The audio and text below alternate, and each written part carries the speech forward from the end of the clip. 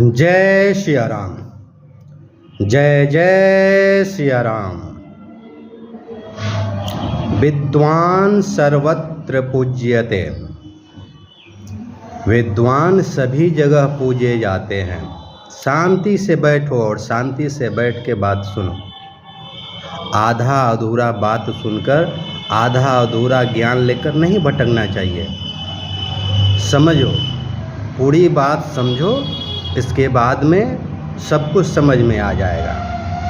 बार बार पूछते हो साधु साधु साधु, तो विद्वान और साधु में अंतर समझ लो क्या होता है। और इसके बाद में भी तुम्हें अच्छा न लगे तो फिर बताओ।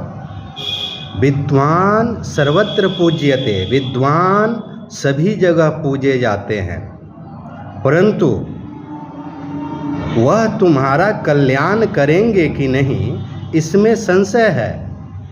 विद्वान तुम्हारा कल्याण करेंगे कि नहीं, इसमें संशय है।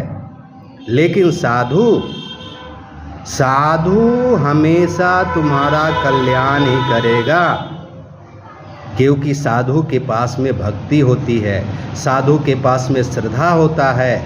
साधु को जब अन्न खिलाते हो तो उसके वाणी से जो आशीर्वाद निकलता है वह सीधे तत्काल बिना रुकावट के तुम्हारे पास पहुंच जाता है। यह साधु का आशीर्वाद है, वह तत्काल पहुंचता है। लेकिन विद्वान तुम्हारा कल्याण करेगा कि नहीं करेगा, इसमें संशय है। वह अपनी युक्ति, अपने बुद्धि का इस्तेमाल युक्ति द्वारा तुम्हारा कल्याण करेगा, लेकिन साधु अपने वाणी से तुम्हारा कल्याण कर देते हैं। यही अंतर है विद्वान और साधु में। साधु कभी तुम्हारा अहित नहीं चाहेगा और विद्वान अहित भी चाह सकता है, तुम्हारा हित भी चाह सकता है। यह उसके ऊपर निर्भर करता है। समझ गए?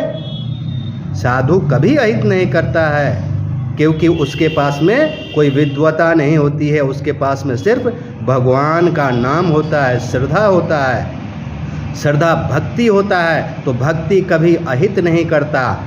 और विद्वता हमेशा संशय का चीज़ बना रहता है।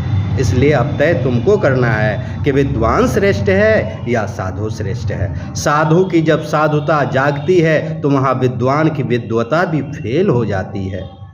जय सिया राम। जय जय सिया राम।